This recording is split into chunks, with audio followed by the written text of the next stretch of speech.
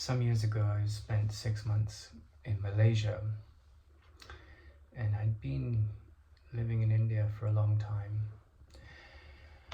And I'd studied the Yoga Sutras and yoga for a long time. And I began to embark on this profound meditation of Ramana Maharshi. And I had a lot of profound experiences in my life, a lot of incredible challenges too. But each day I would ask the question, who am I? And I would meditate on this question, which is like those 3 words are, in a nutshell, what this enlightened sage taught. He said, ask the question. Don't get the mind locked in intellectuality, but ask it. And I suppose in a sense it's a little bit like an athlete that trains and trains and trains, that this question asked in the right way could be the sum total of the purpose behind all human existence. It seems so crazy, these 3 words.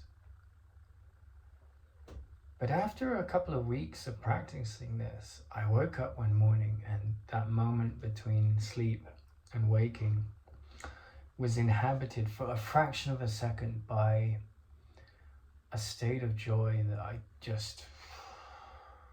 couldn't put into words. There was no me. There was no story of Nathan. There was no history. There was no future. And it was for a fraction of a second, but it was like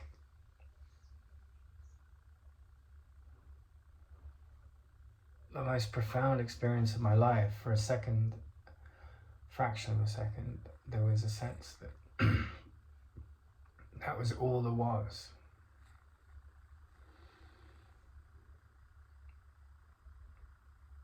And there's a story of the Buddha, and he's greeted by someone who's very, very sad in a very depressed place. And this man has 2 stories going on inside him. One of the stories is, all the problems I have, all the sadness I collect, all the upset I have with the world. And then this other story, I sense this man before me, the Buddha, has touched upon something that I really, really want to make contact with. And the man just bawled out his heart, it's like so many problems.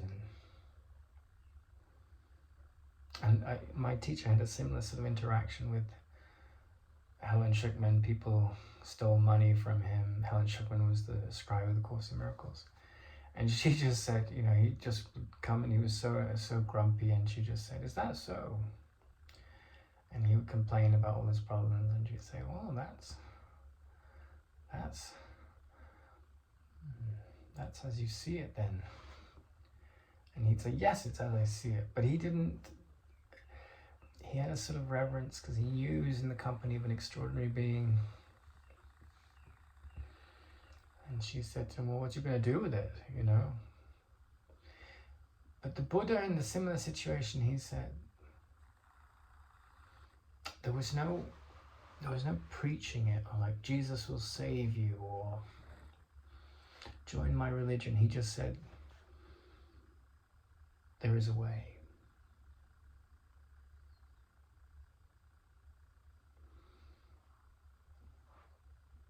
There is a way. And I think that humility is silenced in a moment like that. There is a way. And when I was having that experience, I've never had an experience quite like that. I've had a lot of extraordinary experiences since. But you can't walk away from an experience like that. I mean, you move on with your life goes on, you continue, and you handle all the challenges of life. But you have an experience like that,